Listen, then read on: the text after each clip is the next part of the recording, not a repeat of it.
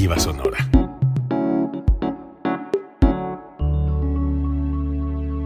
Código Libre.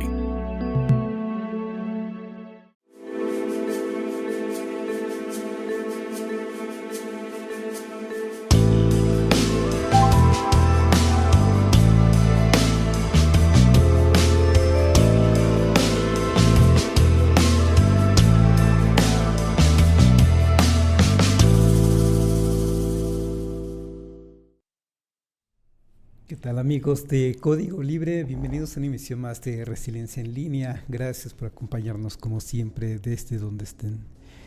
Esta vez quisimos titular al programa, dando secuencia al programa anterior. Me parece que se ha dado una sobredimensión al carácter imperialista de Trump. Una cosa es lo que diga y otra cosa son los hechos. Por eso titulamos al programa Primera Semana de Donald Trump, encabezando el fin de una hegemonía, apegado al guión que estuvimos trabajando la semana pasada, porque me parece que es eso, que estamos viviendo el fin de la hegemonía estadounidense, con un Donald Trump estridente, pero lo único que puede afianzar es su espacio vital. Ese espacio vital sí es por lo menos México, para fortuna o lamentablemente para los mexicanos. Ya hemos platicado un poco de por qué y seguiremos sintiendo de por qué decimos esto. También, desde luego, Centroamérica, y ya no me queda total seguridad de que siga siendo América del Sur su área de influencia o su espacio vital, o que lo siga viendo como tal, por las inversiones tan importantes que está teniendo China en América del Sur y por desplantes que tuvo Donald Trump, o por desplantes que ha tenido Donald Trump, como lo sucedió en fin de semana con Colombia.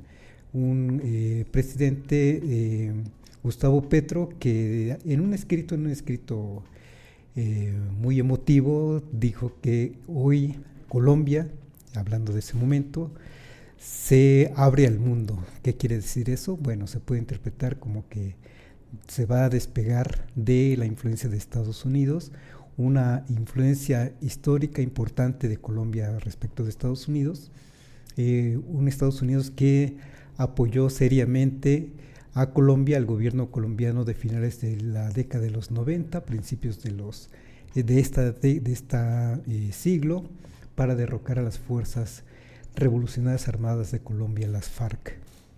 Y ahora resulta que lo tienen que Estados Unidos está maltratando a uno de sus aliados que ha sido en América Latina, en América del Sur, Colombia. Y ahora, bueno, como encabeza el gobierno colombiano, un gobierno de izquierda, pues se siente con el derecho de maltratarlo. A sus aliados, en este caso estamos hablando aliados latinoamericanos. México, que también ha sido un aliado también, está al menos con amenazas, y vamos a ver si se cumplen. Tengo la impresión de que no, pero bueno, vamos a estar platicando de ello en el programa de hoy. También es importante, no podemos dejar de mencionar, a propósito de lo que hemos hablado de la fin de la hegemonía estadounidense, lo que sacudió pues no sé si al mundo, pero al menos sí a Estados Unidos, un balde de agua fría para la arrogancia de Donald Trump, con lo que sucedió en estos días sobre la caída en bolsa de valores, especialmente con estas empresas como Nvidia. Y vamos a comentar un poco respecto a lo que tiene que ver con este fin de la hegemonía estadounidense, como uno de los síntomas del fin de la hegemonía de Estados Unidos en el mundo, claro, y cómo es que está emergiendo precisamente, cada día se consolida más, y esto es una prueba más de que se consolida la hegemonía china en lo que viene de este siglo en adelante. Otras cosas que quizá estemos cerrando el programa con comentarios como lo que acaba de anunciar Israel, que prohíbe que opere uno de los organismos de Naciones Unidas de atención humanitaria. ¿A quién creen? Pues sí, a los pobladores de la Franja de Gaza, a los palestinos. Prohíbe que estén estos organismos de Naciones Unidas operando en su territorio y en territorios ocupados. Desde luego como parte de su plan genocida que está sosteniendo desde hace ya más de un año. De todo esto estamos platicando. Empecemos con esto que me llama la atención, que, bueno, como ustedes saben, lo mío no son las redes sociales, lo mío no es, y con ello lo mío no es el lenguaje que se ha asumido de últimos años para acá. En eso estoy muy ya distanciado, para mal para mí, porque hay cosas que no entiendo, pero que es el lenguaje actual. El lenguaje, como sabemos, se va construyendo día con día, la humanidad va construyendo su lenguaje día con día, y hoy se habla un lenguaje ya distinto a de cómo era mi generación. Y por ejemplo, esta palabra de woke, ahora me llama la atención cuando de repente cobra una relevancia tal como que ahora estamos viendo, tal pareciera que estamos viendo o viviendo, experimentando un movimiento anti-woke, representado precisamente por Donald Trump, pero también por un Javier Milei, presidente de Argentina, y también por un Salinas Pliego en México, que abiertamente están en contra de esta ideología woke, dicen, ¿no? Esta ideología woke que se supone que proviene de la palabra despertar, leyendo un poco, y que tiene que ver con un movimiento de las personas afroamericanas en Estados Unidos desde los años 70, y que, como siempre suele suceder, se retoman estas palabras o estos movimientos, y al día de hoy aquella persona que se considera woke o aquella ambiente woke, digamos, es aquel en donde se está intentando tener un lenguaje inclusivo y defensa de los derechos sociales, que incluyen el derecho de las comunidad LGBTB+, en fin. Y ahora resulta que estamos viendo, al menos no viendo cómo es que ciertos personajes, como los que acabamos de comentar, Donald Trump, Milei, Salinas Pliego, están motivando, están impulsando un movimiento anti-woke, precisamente. Salinas Pliego, que le indicó a sus comunicadores que no utilicen ese lenguaje. Un Javier Milei, que también en su discurso en la conferencia de Davos dice que hay que enfrentar al enemigo, y resulta que el enemigo ya no solo es el comunismo, sino que el enemigo es, dice Milei, la ideología woke. En fin, me llama la atención que ahora se maneja como un movimiento, un discurso, más bien un discurso anti-woke, cuando la verdad es que tenemos sociedades en el mundo, y no se diga la mexicana, que también está en una transformación, no le llamemos movimiento, pero sí una transformación, una sociedad completamente cambiada, porque de a poco en todos estos años hemos ganado libertades, y esas libertades no las vamos a soltar tan fácilmente, ¿verdad? Las vamos a defender desde diferentes formas, desde diferentes puntos del país, desde diferentes partes del mundo, y no vamos a renunciar a ello, pese a lo que piensen personas tan cortas de visión como Milei o como Salinas Pliego o como Donald Trump, por muy estridentes que sean todos ellos. Si algo los une es la estridencia, si algo los une es el sentido de sentirse superiores a cualquiera. Entre ellos mismos también seguramente se sienten superiores uno sobre el otro, y solo ellos se pueden aguantar en el discurso. En fin, y a propósito de esto que podemos estar escuchando como ideología anti-woke, permítame recomendar una película que es muy polémica, que despertó mucha polémica en México, pese a que en el medio cinematográfico está siendo bastante premiada y ya figura como candidata para ganar varios premios de Oscar. Yo tengo mis reservas sobre este premio, pero este premio, si algo también ha representado en últimos años, este premio Oscar, es que premia aquellas películas políticamente correctas en función del momento que se está viviendo. Y justo en este momento en donde se habla de una ideología anti-woke, justamente ante un Donald Trump que está beligerante en contra de la comunidad LGTB+, en contra de reconocer más allá de hombres y mujeres, ¿no? Que no sabe ni le interesa saber de deconstrucción del género, ni equidad o igualdad de género, en fin, pues es una película que puede ser políticamente correcta para ganar un premio Oscar o algunos premios Oscar. Es decir, plantarle cara a Donald Trump para empezar, y plantarle cara a personas o personajes como Milei, todos aquellos que se asumen de ultraderecha.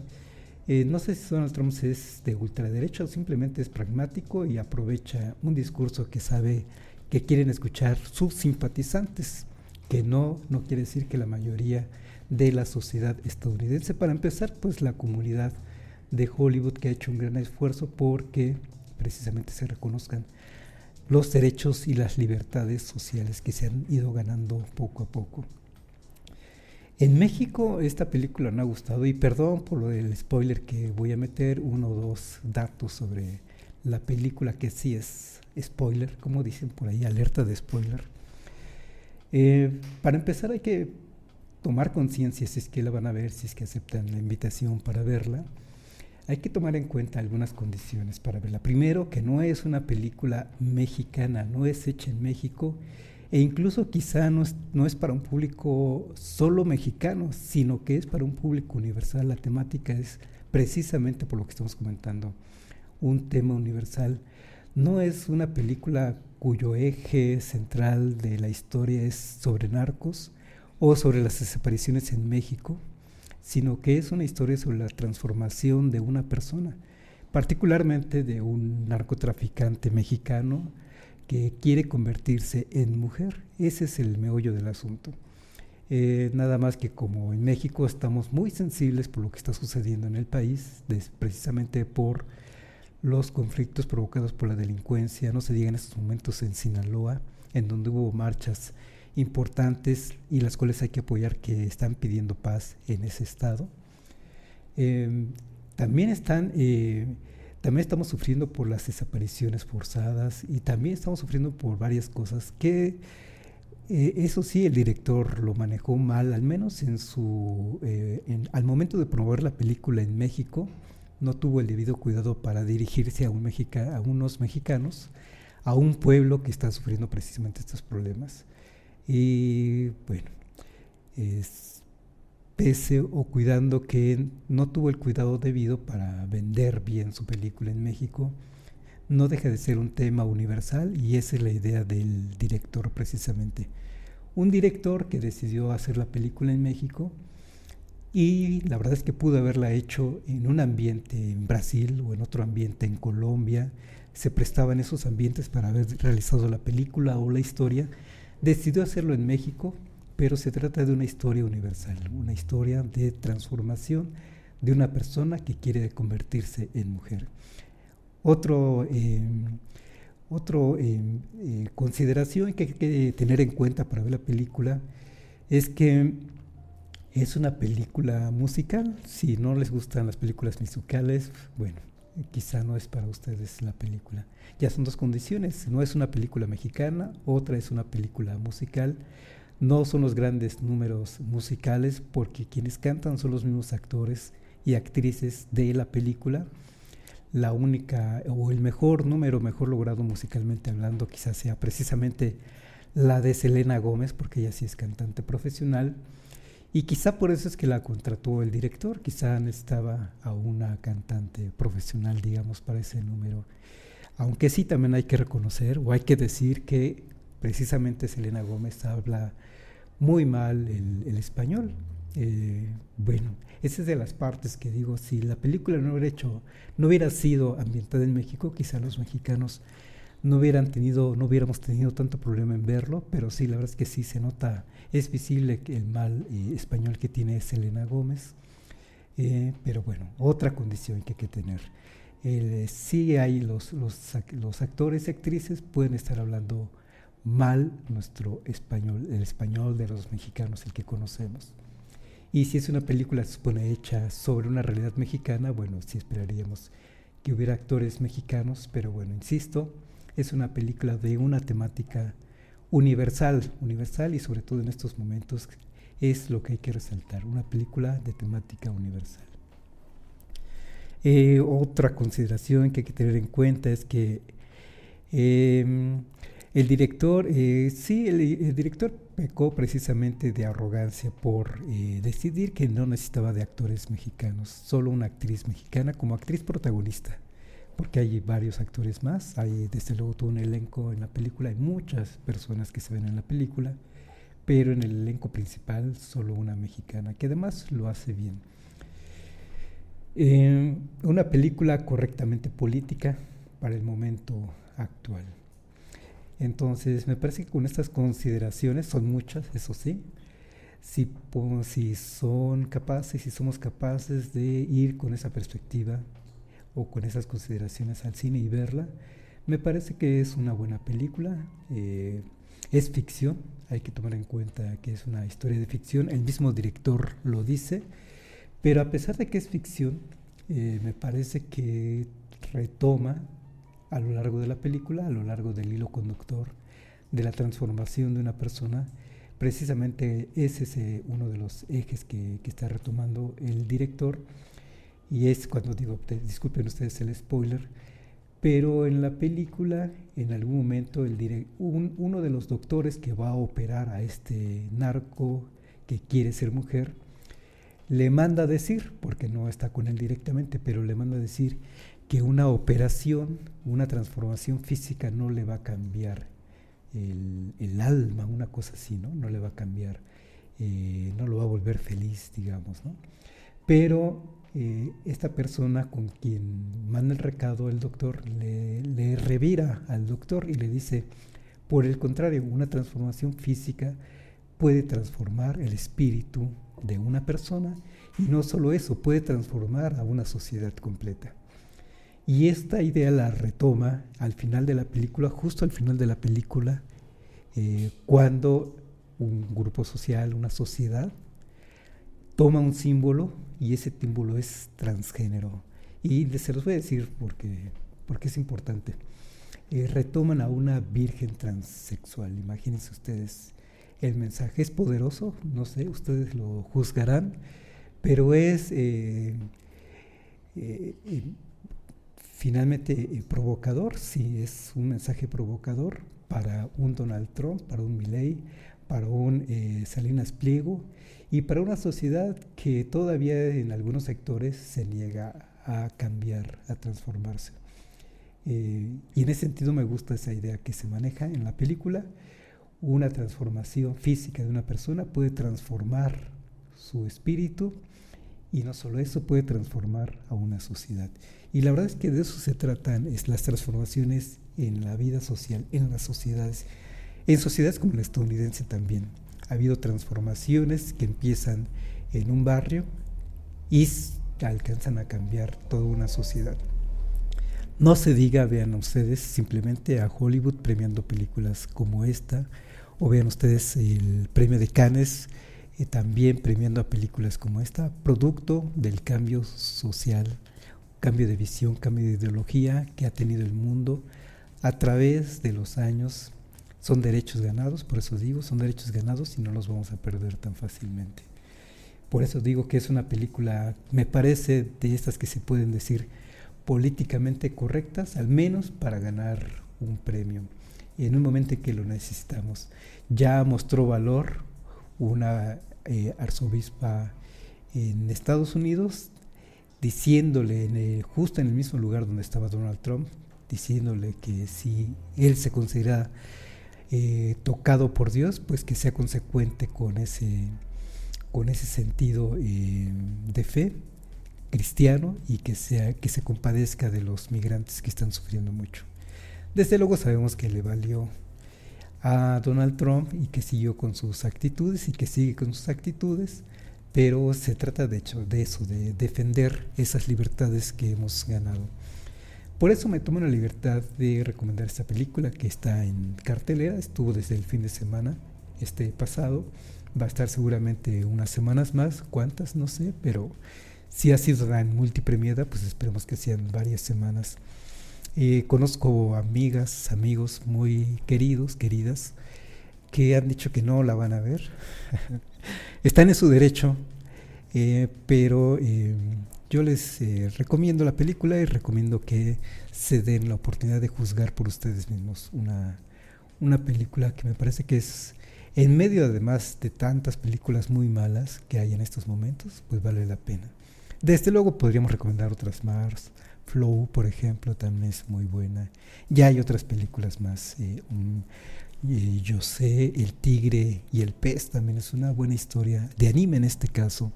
Y otras películas también que se pueden recomendar, pero hay otras muy malitas y que sin embargo ahí estamos viéndolas.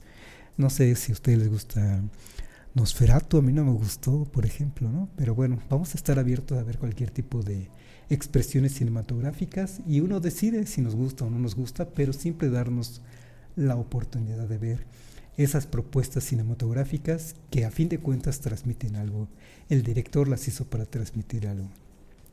En este caso de Emilia Pérez, para transmitir, afianzar la idea de que las personas tienen el derecho de ser libres y si deciden con esa libertad transformar su vida, pues adelante. Todos los individuos, todas las personas, ustedes, nosotros, siempre estamos con la intención de transformar algo en algún momento o transformar completamente nuestra vida. Llega ese momento y bien, qué bueno que nos animamos y el mejor de los éxitos en esos momentos en que decidimos hacer esa transformación. Y la película es eso, esencialmente es eso. No es una historia de narcos ni de desapariciones en México. Si queremos ver una película de desapariciones en México, pues hay otras precisamente, ¿no? Que también podemos recomendar. Bien, pues vamos a cambiar de tema entonces, ahora sí con como lo dice el título de nuestro programa, la primera semana de Donald Trump, encabezando el fin de una hegemonía. Mucha estridencia, mucho grito, muchos desplantes de parte de Donald Trump, pero ¿a quién le grita y a quién está lastimando? A los grupos vulnerables, a los migrantes para empezar, a países más débiles, y entre esos países débiles está México, lamentablemente para los mexicanos, está Colombia, comercialmente hablando al menos, que en estos momentos es la disputa o las consecuencias por estar enfrentando el discurso de odio de Donald Trump, pero no enfrenta a sus verdaderos enemigos comerciales o enemigos militares. No se anima, es muy cobarde, sentirse muy valiente con actores con los que puede enfrentarse, ¿no? Con los que puede ser duro en los discursos. La verdad es que no ha confrontado ni a Rusia ni a China, y sabe por qué. Porque, por ejemplo, lo que vimos en estos días, vamos a comentarlo de una vez, con lo que pasó con este anuncio de una reciente empresa china que lanza una dichosa inteligencia artificial y además de código abierto, y con eso se le cae el valor a las empresas o empresas como Nvidia, en donde en una sola jornada perdió $500 millones, $500 millones, tan solo las reservas de México en el Fondo Monetario Internacional es de poco más de 200 mil millones de dólares. Entonces haber perdido en una jornada $500 millones es un gran porrazo, por no decir un gran trancazo. Y es desde luego entonces un balde de agua fría para la arrogancia de Donald Trump, y es un estate quieto, y es un China poniendo un manotazo en la mesa comercial, mostrándole con mucha, pues ni siquiera diplomacia, sino mostrando simplemente su fuerza, su poderío económico que tiene, para decir aquí si alguien va a ser poder hegemónico, vamos a ser nosotros. Y simplemente, ¿por qué es tan importante este asunto? Yo no sé de inteligencia artificial, ni estoy para dar aquí los detalles de este asunto, sino más bien los efectos, las consecuencias para la economía global, que está viviendo una decadencia completa, la hegemonía, o bien la economía capitalista como la conocemos, que está en una franca decadencia, Y Estados Unidos, que había estado en esa cabeza de ese sistema económico mundial capitalista durante el siglo XX, pues ahora lo está dejando. Está intentando ser bravucón, porque no le queda otra cosa más que ser bravucón, y cuidar los intereses de las élites más importantes de Estados Unidos. Y desde luego eso sí manejo muy bien Donald Trump como mensaje. Quienes están conmigo son los grandes capitalistas estadounidenses y capitalistas en el mundo, y los beneficios van a ser para esa élite estadounidense. Pero lo que no se ve y lo que tal parece que están dejando engañar los seguidores de Donald Trump es que solo es para esas élites empresariales, no es para todo el pueblo estadounidense, ni mucho menos, ni lo van a ver. Si para los simpatizantes de Donald Trump les basta ver cómo es que se enriquece esta élite para sentirse reconfortados, pues allá ellos. La verdad es que en estos momentos la economía estadounidense está tan privatizada que por eso es que están tan mal los estadounidenses. Y si algo está promoviendo Donald Trump precisamente, y todo su discurso y todos sus aliados internacionales, es precisamente que los ricos se salven, que los ricos sean más ricos, que no dejen de incrementar sus fortunas a costa, dicen ellos, del mundo, pero la verdad es que es a costa de la propia sociedad estadounidense, que puede creerse los cuentos, porque a veces se necesita creer los cuentos que alguien como Donald Trump puede contar para sentirse reconfortados y seguir viendo televisión y seguir comprando sus vehículos de alto consumo de gasolina, en fin. La verdad es que ha acabado la hegemonía estadounidense, y una muestra es precisamente lo que esta empresa china, que se supone que se funda en 2023, la empresa DeepSeek, déjenme encontrar la información que aquí les tengo. DeepSeek y anuncia tal parece desde la semana pasada, aunque los efectos se dieron en esta semana, que generó una inteligencia artificial que le llamó R1. Dice que es semejante, o ya se sabe que es semejante al ChatGPT. Sabemos que la ChatGPT es propiedad de la empresa OpenAI de inteligencia artificial, pero llama la atención que es de código abierto. Con eso se le cae el negocio precisamente a empresas dueñas del ChatGPT, OpenAI o IA. ¿Por qué? Porque Estados Unidos, Donald Trump apenas anunció que su país iba a invertir $500 mil millones en inteligencia artificial, pensando que es lo que viene, y efectivamente tal parece que es lo que viene en adelante como una de las grandes potencialidades económicas para cada país y para las potencias. Y con ello, desde luego, una inteligencia artificial, o alimentar o almacenar grandes bases de datos que necesita la inteligencia artificial, pues requiere de grandes cantidades de energía y de grande cantidad de equipo de cómputo, de procesadores, de chips, en fin.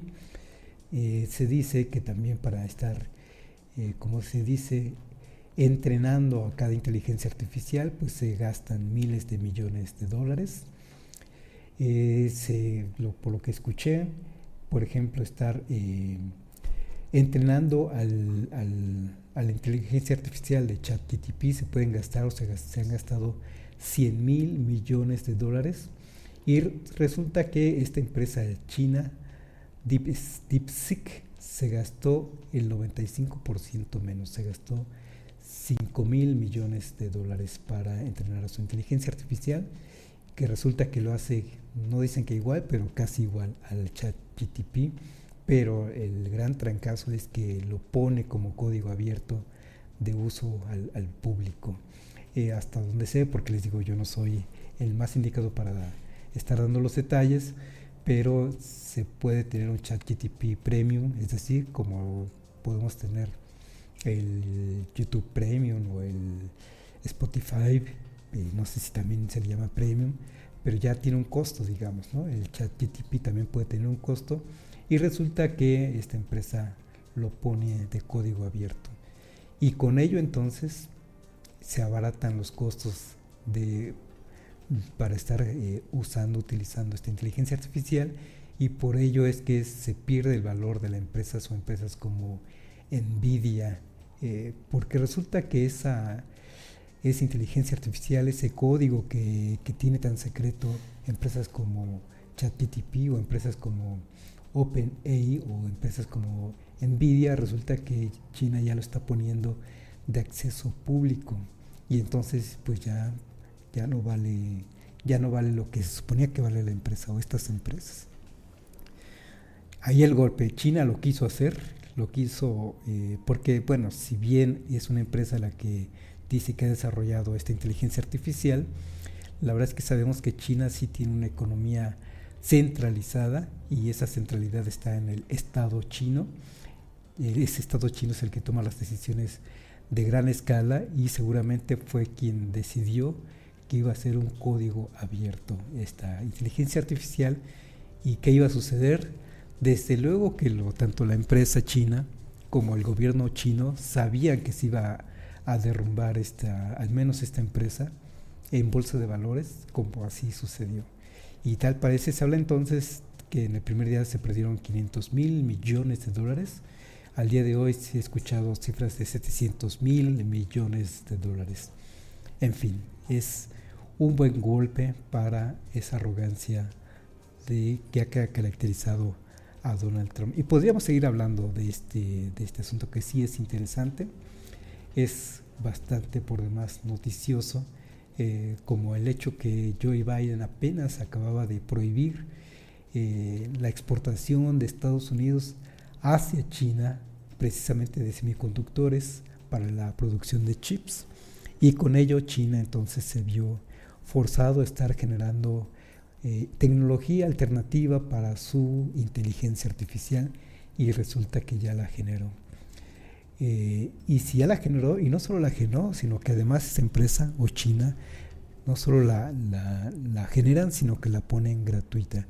Y si han puesto gratuita al menos esta versión, la R1, significa que es porque ya tienen avanzado otra tecnología todavía más potente. Seguramente la estaremos conociendo en su momento. Y esto no deja de ser parte precisamente de toda esta discusión, de toda esta, si quieren llamarle, revolución tecnológica, ahora fundada en la inteligencia artificial. No sé mucho, pero solo les comento lo que vi, que esta tecnología de la R1 de esta empresa DeepSeek está especializada en, desde luego, textos. Hoy mismo estaba viendo algunos personajes, youtubers, que ya le están preguntando a esta inteligencia artificial cosas, por ejemplo, cosas curiosas como ¿cuál es mejor, esta ChatGPT o la R1? Y se lo están preguntando a la inteligencia artificial de esta nueva empresa china, y es capaz de responder de manera muy, muy acertada, y también es capaz de programar, y también es capaz de generar operaciones matemáticas. En fin, para los que sí saben de inteligencia artificial, seguramente también están dimensionando lo que implica, no lo que implica solo como tecnología puesta a la mano de los usuarios, sino lo que impacta en términos geopolíticos. Tan solo un dato más interesante que podemos comentar es que esta aplicación o esta inteligencia artificial china ya encabeza el mayor número de descargas. ¿En dónde creen? En Estados Unidos. Imagínense el golpazo a la soberbia de los estadounidenses y de Donald Trump. Sus propios ciudadanos ya han descargado esta inteligencia artificial y ya encabeza el mayor número de descargas. Así de fuerte fue el golpe económico, el golpe mediático para Estados Unidos. Un Donald Trump que le dijo a su población en un mensaje que no podía evadir, un mensaje así, dijo: bueno, tenemos que estar atentos, tenemos que desarrollar una mejor tecnología porque tenemos a los mejores científicos del mundo. Pero lo dijo con una sobriedad que impresiona respecto a a todo el discurso enardecido que lo caracteriza en estos días y a todo el discurso de odio que lo caracteriza en estos días. ¿Se vio odio hacia los chinos o hacia China en este mensaje? No, la verdad es que se vio impactado, un Donald Trump impactado. Impactado porque simplemente fue tranquilo, sensato, muy muy diferente a cómo le está hablando a los migrantes o a los mexicanos o a los colombianos, como lo vimos. En fin, él sabe con quién se mete y sabe que no va a poder ser la cabeza de la nueva hegemonía. Sabe que su hegemonía, la hegemonía estadounidense, está a la salida, que está en decadencia, y lo que está intentando es afianzar su influencia, su área de influencia en América. Para él América es América Latina, desde luego México, estamos en esa esfera de influencia. Ya no me queda claro si Sudamérica está en esa área de influencia por esas grandes inversiones chinas en esos países, y con mensajes como Gustavo Petro diciendo: a partir de hoy Colombia se abre el mundo. Y también le dijo con un mensaje que además es criticado en México, porque si algo saben hacer los medios corporativos en México y sus comunicadores es ponerse al servicio de las élites y al servicio de un imperialismo estadounidense. Eso sí lo hacen muy bien. Ya han criticado a Gustavo Petro de ridículo. En fin, ¿qué se puede esperar de comunicadores que se ponen al servicio de intereses tan perversos como los de Donald Trump? De personajes como varios políticos de México que están diciendo que Donald Trump representa lo mejor para México. En fin. Bueno, Gustavo Petro, en un texto muy emotivo, lo critican los medios mexicanos, varios comunicadores mexicanos, diciendo: es que eso parece de la trova cubana. Bueno, pues qué esperar, ¿no? Qué esperar de estos comunicadores y qué esperar de Petro también, que efectivamente, si se asemeja a la trova cubana, pues es porque él fue revolucionario, fue militante de las FARC, fue parte de la milicia de las FARC en Colombia, y vaya que sí sabe de trova cubana en todo caso, o vaya que sí sabe de trova, o vaya que sí sabe de la literatura latinoamericana de García Márquez, y cita en ese mensaje emotivo que redactó, cita también las ideas de Gabriel García Márquez, de su libro 100 años de soledad. En fin, y le dice sus verdades también a Donald Trump de una manera sencilla, pero se las dice y le manda a decir, y es un texto que leímos en todo el mundo. En México también pudimos tener acceso a ese texto, y entre otras cosas le dice Gustavo Petro a Donald Trump: no me gusta Estados Unidos, no me gusta viajar a Estados Unidos, no me gusta su petróleo, no voy a tomar la mano de un supremacista blanco, tomo la mano de blancos que han luchado por la libertad, dice. Y en fin, no con la estridencia de Donald Trump, pero a fin de cuentas se lo dice de manera pública. Donald Trump desde luego hace que no se entera, o quizá no se enteró, pero Gustavo Petro también plantó cara a Donald Trump, y eso me parece que es muy digno de y muy consistente con un líder latinoamericano que proviene precisamente de una lucha armada, intentando liberar a su pueblo.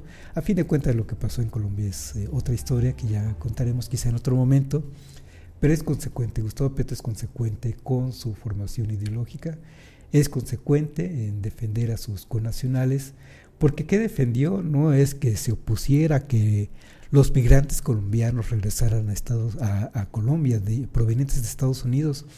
A lo que se opuso, y eso es de lo que critican, quizás sin estar conscientes, la prensa mexicana corporativa, lo que critica a Gustavo Petro y no aceptó es que llegaran encadenados, como lo vimos en las imágenes, migrantes encadenados de pies y manos, y además en aviones militares.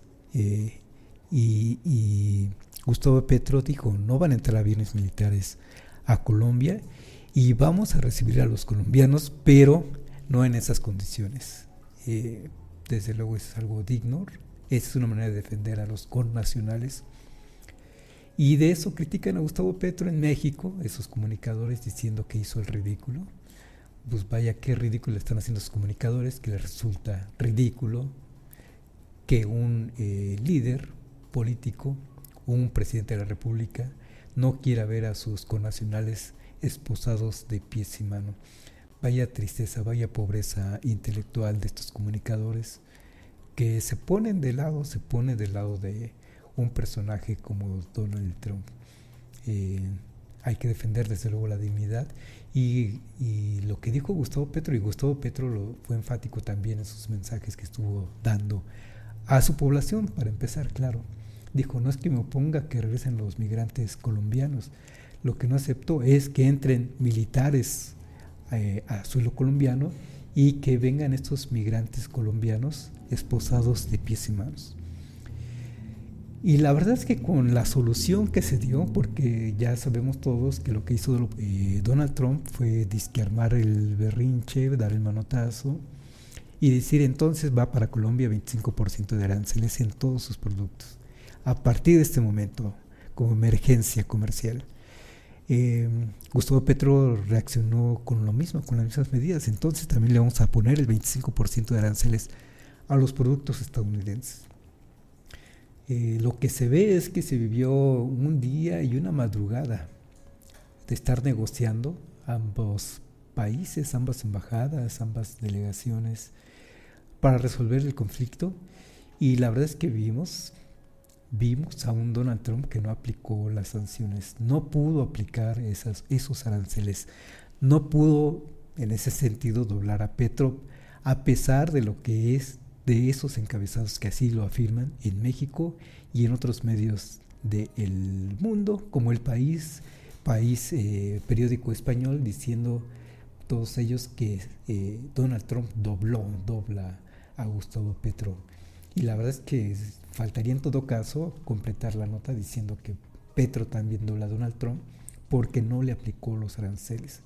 La verdad es que con esta solución se salva la izquierda mexicana, la izquierda latinoamericana, con ello la izquierda mexicana, de qué hubiéramos hecho si se aplican los aranceles a Cuba, un país latinoamericano. ¿Qué hubiera hecho Claudia Sheinbaum? ¿Qué hubiera hecho México? ¿Qué hubiera hecho el resto de países latinoamericanos? ¿Lo hubieran dejado solo o se hubieran puesto al lado de él codo a codo, digamos? Al menos en los mensajes, ¿qué hubiera dicho al día siguiente Claudia Sheinbaum? ¿Qué hubiera dicho cada presidente en América Latina? ¿Qué hubiera dicho Lula da Silva en Brasil? Cada uno de los presidentes progresistas que en estos momentos gobiernan cada país de América Latina, ¿qué hubieran dicho? Un mensaje hubiera sido esperado. Los mexicanos, o al menos la izquierda mexicana, los que simpatizamos con la izquierda, hubiéramos esperado un posicionamiento firme de parte de la presidenta Claudia Sheinbaum, aunque entendamos que hay que tener la cabeza fría, como ella misma lo ha dicho, y así hubiéramos esperado una cabeza fría, pero también un mensaje firme en defensa de un país, más allá de un país hermano, un país vulnerable como lo es México y como son otras economías latinoamericanas, y me parece que peor haríamos si nos dejamos morir a cada uno solo, digamos, por nuestro propio rumbo. En fin, se salva de eso América Latina, se salva de eso la izquierda latinoamericana, se salva de eso Claudio Sheinbaum de dar un mensaje. En cambio, lo que vimos es que se soluciona el problema casi de inmediato, o prácticamente de inmediato, y el mensaje de Claudio Sheinbaum dice que se alegra porque se resolvió ese problema. Claro que todos nos alegramos, pero sí se salva la izquierda en América Latina. Y también se salva el mismo Donald Trump porque no quedó evidenciado como se hubiera puesto no los aranceles. Ya en el discurso mediático, desde luego dice que él dobló a Petro y que se hizo lo que Estados Unidos quiere, pero la verdad es que no aplicó los aranceles y entonces una vez más solo quedan como bravuconadas de un líder supremacista, xenófobo, misógino. Y sentenciado por una corte de Nueva York en Estados Unidos. Todo eso es Donald Trump. Y a fin de cuentas, una vez más, no es capaz de sostener algo que propuso, que prometió a sus votantes. ¿Qué si quiere mostrar que ha prometido? Pues esos migrantes sacados de Estados Unidos, esos migrantes encadenados, esposados, porque eso es lo que quiere vender como imagen internacional, como el personaje que es duro, que es irreconciliable en sus decisiones. Pero la verdad es que si algo salvó esta resolución de ese conflicto Colombia-Estados Unidos, es que también salvó a Estados Unidos de haber quedado en evidencia, de haber colocado o no los aranceles, el incremento de aranceles para los productos colombianos. Ahora dice, como se dice, que para México, que sigue México, y se supone que se esperaría que apliquen aranceles este sábado, ¿verdad? Pues con esto que hemos visto, o uno de dos, o los aplica para que el mundo vea que sí es capaz de tener mano firme, o una vez más va a quedar en evidencia de que no es capaz de liderar una América grande nuevamente, porque simplemente Estados Unidos ya no es tan grande como se piensa. En fin, podemos estar hablando de la gran deuda internacional que tiene, los grandes volúmenes de deuda que tiene su propio país, que equivalen a 120% de sus reservas internacionales o a 40% de su Producto Interno Bruto.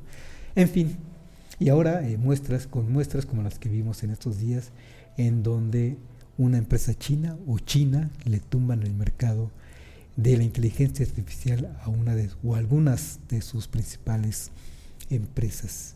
Y con ello China está diciendo, con nosotros no te metas. Y efectivamente Estados Unidos, Donald Trump no se ha metido con China ni con Rusia y otras potencias importantes en el mundo, potencias militares o potencias económicas, los ha dejado en paz. Eso es parte de estar pensando, de estar insistiendo por qué Donald Trump no va a encabezar una nueva hegemonía estadounidense. Esa ya se terminó. La hegemonía que venga va a ser otra. Muy posiblemente va a ser China. Y bueno, seguramente vamos a estar viendo de a poco esas muestras ya de poder, abiertamente de poder de China, porque ya necesita demostrarlo para al menos poner en su lugar a Donald Trump. Ya no vamos a vivir una hegemonía estadounidense, quizá falte tiempo para vivir plenamente la hegemonía china, y eso es, acuérdense, una hegemonía china sería vivir con una divisa central en el mundo basada en la moneda china, con reservas internacionales resguardadas en moneda china, por ejemplo, con mercados globales que hacen transacciones con la moneda china, con instituciones internacionales fomentadas, fundadas con base en un rigor chino, en fin. Si bien falta tiempo quizá para eso, entonces quizá tiene lugar lo que dice, por ejemplo, se me fue el nombre de este analista, pero se me fue. Habla de un mundo no unipolar, sino de un mundo tripolar, en donde hay tres polos. Uno sigue siendo Estados Unidos, otro es China y otro es Rusia. Y bueno, ya de ahí también podemos estar pensando en los bloques estratégicos o geoestratégicos, si China, Rusia, si Estados Unidos quiere separar más bien a Rusia de China, pero a fin de cuentas esa hegemonía estadounidense está en decadencia, se acabó. Lo que está viviendo Estados Unidos es la cosecha de toda esa riqueza que ha fomentado, de todo ese poderío económico que ha fomentado, pero es para su élite empresarial, para su élite política, pero no para todos los ciudadanos estadounidenses, que por ahora se están conformando, al menos los simpatizantes de Donald Trump se están conformando con ver que efectivamente se enriquece esa élite estadounidense. Les basta con ver que un Elon Musk que desarrolla un vehículo costosísimo que ni ellos pueden comprar, ni los estadounidenses promedio pueden comprar, o sus viajes a Marte, que no todos pueden viajar a Marte, ni siquiera la órbita de la Tierra, que cuesta también millones de dólares. Si es que quisiéramos hacer un viaje en esas órbitas, también cuestan millones de dólares, que un ciudadano de ingresos promedios en Estados Unidos no se puede dar el lujo de hacerse ese gasto.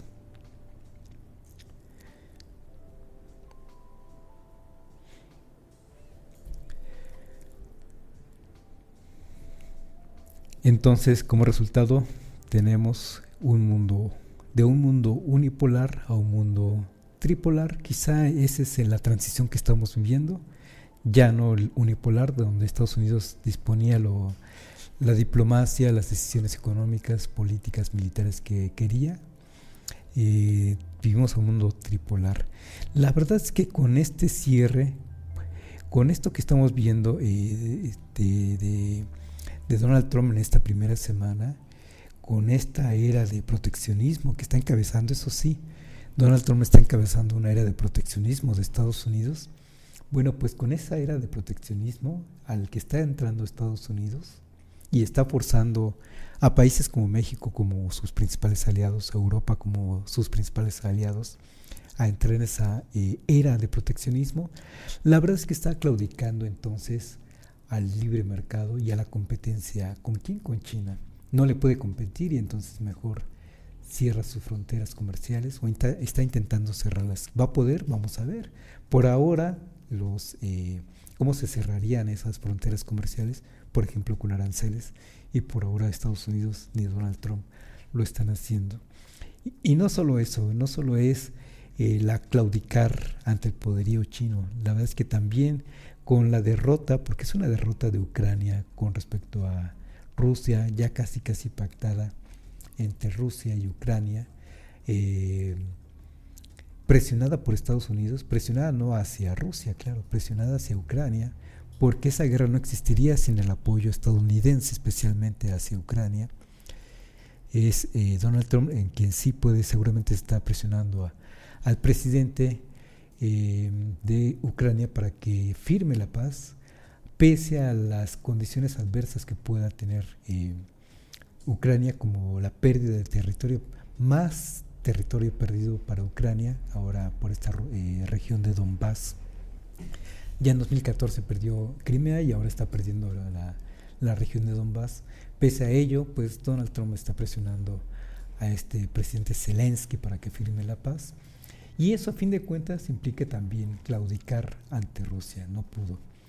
Y está claudicando, de a uno por uno están claudicando. Joe Biden quiso prohibir la exportación de Estados Unidos hacia China de semiconductores, precisamente para que China no desarrollara su inteligencia artificial, pero ya lo hizo demasiado tarde. China quizá ya estaba a un paso entonces, o ya la había desarrollado y estaba nada más a unos momentos de hacer sus anuncios correspondientes, porque 1 año o 2 años después de esa prohibición de exportación de semiconductores, pues China presenta su inteligencia artificial, y no solo eso, sino que la pone gratuita, de acceso abierto para todo el mundo, y eso provoca que las principales descargas de esa inteligencia artificial provengan del propio Estados Unidos. Vaya paradoja, vaya cachetada con guante blanco o vaya cachetada abierta y franca de un manotazo hacia la arrogancia de Estados Unidos y de Donald Trump en especial. Bueno, nos quedan 5 minutos, vamos a cerrar 1 o 2 puntos. Esto que comentamos al principio, Israel anuncia que prohíbe que opere una organización más de Naciones Unidas, uno de los organismos de Naciones Unidas que ofrecía servicios humanitarios a la población de Palestina, servicios médicos, servicios de educación, servicios de alimentación, y decirle cerrarlo, acusando de qué, lo que ya sabemos que va a acusar siempre Israel, Benjamin Netanyahu, diciendo que esos puntos donde se encontraban esos organismos de Naciones Unidas, y esos puntos de ese organismo, las siglas son UNRWA, que ahí se albergaban terroristas de Hamas. Pues claro, ¿qué más va a decir? Para justificar, a fin de cuentas, una medida más de ese genocidio que está llevando adelante. Con la guerra destrozó, tumbó hospitales, tumbó escuelas, refugios de palestinos, y este es un elemento más, un eslabón más para ese genocidio que está llevando adelante. Estos espacios, estos puntos de Naciones Unidas, pues precisamente por ser de Naciones Unidas, no fueron tocados por parte del ejército de Israel, y ahora dice que prohíbe su operación en territorio de Israel y en territorios ocupados por Israel, y eso implica una franja, partes de la franja de Gaza, y eso significa también algunos puntos de Cisjordania, y donde quiera que haya territorio ocupado ilegalmente de parte de Israel, pues ahí ya no pueden operar estos organismos de Naciones Unidas. ¿Qué esperar de este genocida que tiene orden de aprehensión de parte de la Corte Penal Internacional? Una medida más, y estas medidas Donald Trump las critica, ¿no? Ahí está haciendo Benjamin Netanyahu lo que le place, porque tiene precisamente el beneplácito de Donald Trump y de Estados Unidos, incluidos los demócratas, que hubieran ganado la presidencia con Kamala Harris. De todos modos hubiera seguido esta película de apoyo al genocida de Benjamin Netanyahu. Y ya nada más como último comentario, porque también estamos en medio de esta gran agenda internacional que desde luego involucra a México, a nuestro país, y resulta que el proceso para la elección de nuevos jueces, magistrados y ministros sigue su paso. La Suprema Corte de Justicia de la Nación, y ya nada más reflejada en 6 ministros, encabezados por Norma Piña, han seguido intentando obstaculizar la implementación de la reforma judicial, con diferentes instrumentos jurídicos. Para eso son buenos, para estar trabando los procesos, precisamente para estarlos congelando, para volverlos lentos, para entorpecer. A fin de cuentas, eso lo saben hacer muy bien estos personajes de la Suprema Corte de Justicia y estos jueces que se prestan para ello, pero uno a uno va saliendo precisamente el proceso. Ahora, lo que ordenó se me va el nombre de este organismo electoral del Poder Judicial de la Federación, que el proceso siga, que, como sabemos, tanto la Cámara de Diputados o el Poder Judicial, el Poder Legislativo y el Poder Legislativo tienen que tener cada uno sus comisiones, y cada comisión tiene que estar sacando un listado de quiénes van a ser promovidos en el proceso. Lo que seguiría elegir a los personajes que van a participar en la dichosa tómbola o en la insaculación. Como sabemos, el Poder Judicial, o al menos su comité de selección, detuvo el proceso como parte de estos alegatos de amparos o de estas estrategias de amparos o detención del proceso, a fin de cuentas. Y este poder electoral, este organismo electoral, ordenó que siga el proceso y que los aspirantes que entraron por la vía del Poder Judicial lo hagan directamente, o que pasen directamente a la tómbola. También esto provoca nuevas discusiones, que si eso provoca el que ya no haya equidad en el proceso para todos los participantes de los 3 poderes, o a través de los 3 poderes, pero es parte precisamente de las estrategias que está intentando hacer los ministros encabezados por Norma Piña. Y la verdad es que pues ya no hay manera de detener este proceso.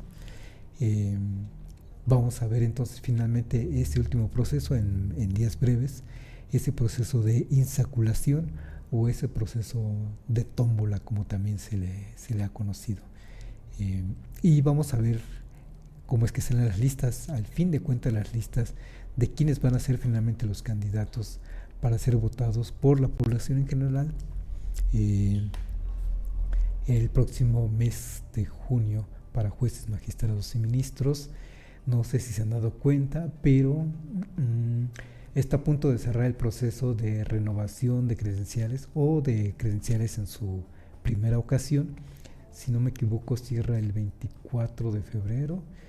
Y para estar tramitando estas credenciales, me parece que el 14 de febrero, no recuerdo bien, pero ya en febrero, en este mes de febrero. Así que si no tienen su credencial vigente o la van a sacar por primera vez y quieren ejercer su derecho al voto, pues apresúrense a sacar el trámite, a hacer el trámite. Hay citas por internet.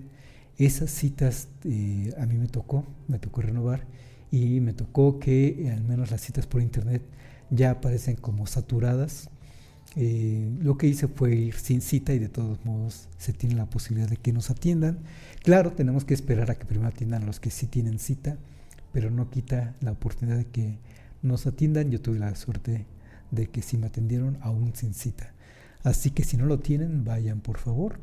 Me parece que son 3 documentos los que piden, si no mal recuerdo. Más bien es comprobante de domicilio, acta de nacimiento y algún identificación oficial. Puede ser el mismo INE, tal parece, pero bueno, preferentemente licencia de conducir o pasaporte. Entonces 3 documentos: identificación oficial, comprobante de domicilio y acta de nacimiento, preferentemente impresos en últimos meses. Bien, pues nos vamos, amigos. Gracias por habernos escuchado una vez más desde Código Libre. Por cierto, hasta hoy, y ahí pido una disculpa para Gerardo, Felipe, hasta hoy entiendo entonces qué se quiere decir con Código Libre. Me sonaba padre el nombre de esa plataforma, pero con esto de la código abierto, Código Libre, ahora lo estoy entendiendo mejor que antes. Bueno, gracias a Felipe, a Gerardo, a Carla, que nos permiten llegar con ustedes, y nos vemos la próxima.